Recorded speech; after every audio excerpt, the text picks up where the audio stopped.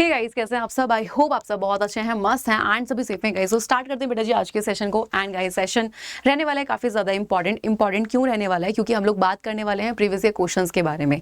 देखो बच्चों के मन में ना बहुत सारे सवाल आते हैं, जिनमें से पहला सवाल तो ये होता है कि भाई क्या मैम ये प्रीवियस ईयर क्वेश्चंस जो होते हैं ये इंपॉर्टेंट होते हैं या नहीं होते हैं? तो देखो सबसे पहली चीज, अगर आपके दिमाग में भी ये सवाल आता है कि भाई प्रीवियस ईयर क्वेश्चंस इंपॉर्टेंट हैं या नहीं, तो बेटा जी ये बहुत ही ज्यादा इंपॉर्टेंट होते हैं। एंड क्लास 10th के बच्चे हो आप, एंड क्लास 10th में जो बच्चा होता है ना बेटा जी, वो पहली बार अपना बोर्ड एग्जाम देने जा रहा है, ठीक है, क्लियर। एंड इस बार का पेपर तो हमें पता है कि भाई 50% जो क्वेश्चंस रहने वाले हैं वो कॉम्पिटेंसी बेस्ड रहने वाले हैं, यानी कि डायरेक्ट तो होंगे ही नहीं। एंड अब जिस बच्चे ने चैप्टर के टॉपिक्स अच्छे से पढ़ेंगे वही कर पाएगा। अब पहली बार जब बच्चा बोर्ड एग्जाम देता है उसको नहीं पता भाई आखिर बोर्ड का पेपर कैसा आता है, क्या जितना टाइम मिलता है उतने में वो उसको कर भी पाएंगे नहीं कर भी पाएंगे, क्योंकि बच्चों को बहुत डरा दिया जाता है कि भाई बाहर से क्वेश्चन आते हैं, पेपर बहुत डिफिकल्ट आता है। देखो सबसे पहले चीज, पेपर जो है डिफिकल्ट उन बच्चों को लगता है जो कुछ भी नहीं पढ़ के जाते हैं, ठीक है। मैं आपको सच बता रही हूँ बेटा जी, अगर आप अपने सारे चैप्टर के कॉन्सेप्ट को बहुत अच्छे तरीके से पढ़ लेते हो तो पेपर इजी ही होता है। बस फर्क कहाँ होता है कि कुछ क्वेश्चंस क्या होते हैं आपके डायरेक्ट नहीं होते हैं। अब वहां पे आपको कॉन्सेप्ट लगाना है। अब जिस बच्चे ने कॉन्सेप्ट ही नहीं पढ़े वो कैसे उस क्वेश्चन को सॉल्व करेगा? तो उसके लिए तो पेपर डिफिकल्ट है। लेकिन जो बच्चा ये कॉन्सेप्ट को पढ़ के जाता है हर एक चैप्टर को, तो भाई सीधी सी बात है उसको पेपर इजी लगेगा, क्योंकि भाई उसको पता है कि भाई आखिर इस क्वेश्चन का क्या आंसर रहने वाला है, ठीक है। तो यहाँ पे सबसे पहली चीज ये ध्यान रख लो, अगर अभी भी कॉन्सेप्ट नहीं पढ़ रहे हो तो कॉन्सेप्ट पढ़ लो, हर एक चैप्टर को बहुत अच्छे तरीके से कर लो, ठीक है, ताकि आपके जितने भी जो कॉन्सेप्ट हैं वो क्लियर हो जाएं। एंड अगर क्वेश्चन कितना भी घुमाए बोर्ड एग्जाम में तो आपको आता हो कि भाई अच्छा इसका ये आंसर है, ठीक है। एंड इस बार पेपर थोड़ा सा डिफिकल्ट हो सकता है, ठीक है, अगर लेकिन तुमने चैप्टर पढ़े अच्छे तरीके से, है ना, तो आपका यानी कि चैप्टर में जितने टॉपिक हैं आपने बहुत अच्छे तरीके से पढ़ लिए, बहुत अच्छे तरीके से प्रैक्टिस करिए, तो आपका एक भी क्वेश्चन ऐसा नहीं होगा जो आप छोड़ कर आओगे एग्जाम में, ठीक है। अब यहाँ पे सबसे पहली चीज देखो, PYQ की बात करें यहाँ पे, है ना, तो प्रीवियस क्वेश्चन जो होते हैं बेटा जी यहाँ पे ये बहुत इंपॉर्टेंट है। सबसे पहली चीज क्यों इंपॉर्टेंट है? क्योंकि यहाँ पे आपको पता लगता है कि अच्छा बोर्ड एग्जाम में इस तरीके से क्वेश्चन आते हैं। फॉर एग्जांपल आपने टॉपिक पढ़ा डाइजेशन, ठीक है, अब यहाँ पे आपको पता लग जाएगा कि अच्छा डाइजेशन हमने टॉपिक तो पढ़ लिया, क्वेश्चन पूछने का तरीका ये है। जब आप प्रीवियस क्वेश्चन पेपर देखते हो तो वहाँ पे आप देखते हो कि जो आपने कॉन्सेप्ट पढ़े होते हैं उसके क्वेश्चन को किस तरीके से घुमाया जाता है, तब आपको पता लगता है अच्छा क्वेश्चन को इस तरीके से भी पूछा जा सकता है। तो आप कहीं ना कहीं बोर्ड एग्जाम के लिए ना बेटा जी बहुत अच्छे तरीके से रेडी हो जाते हो।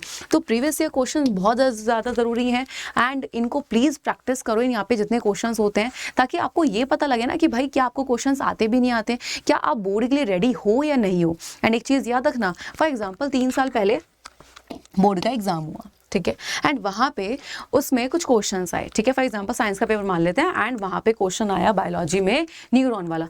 तो भाई क्यों यहाँ पे काफ़ी बच्चे बोलते हैं कि मैम बोर्ड एग्जाम में क्या यानी कि क्वेश्चन रिपीट होते हैं, कि भाई जो पहले क्वेश्चन पूछे जा चुके हैं वो पूछते हैं एग्जाम में आने वाले?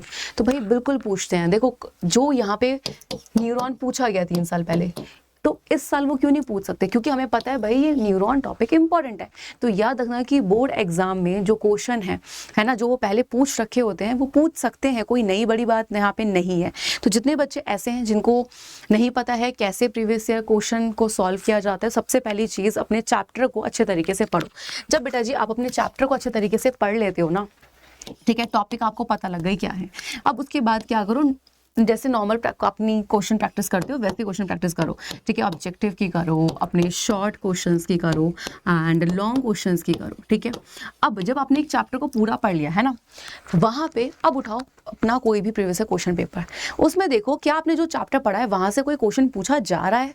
आपने देखा कि भाई मिल गया हमें क्वेश्चन, अब देखो कि वहाँ पे उसके क्वेश्चन पूछने का तरीका क्या है, अच्छा पता लग गया, अब उसको सॉल्व कर देखो कि भाई आखिर वहाँ पे आप कितना लिख पा रहे हो, क्या क्या चीज़ें आपको पता है।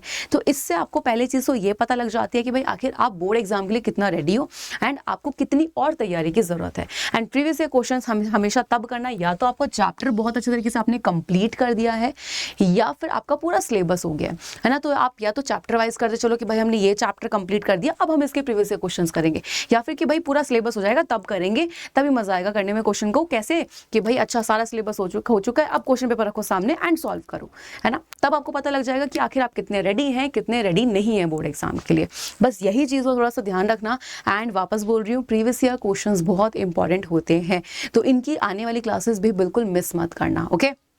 तो अगर अभी भी नहीं पढ़ा है कुछ भी तो प्लीज़ पढ़ लो, थोड़ा टाइम बाकी है एंड इतना टाइम काफ़ी है अभी भी कि अगर तुमने कॉन्सेप्ट को नहीं पढ़ा है क्या पढ़ सकते हैं, ठीक है। तो प्लीज़ पढ़ो कॉन्सेप्ट को, क्वेश्चन आप तभी कर पाओगे जब कॉन्सेप्ट आ दोगे। मैं 1000 बार बोल चुकी हूँ, वरना पेपर बहुत डिफिकल्ट लगेगा बेटा जी, ठीक है।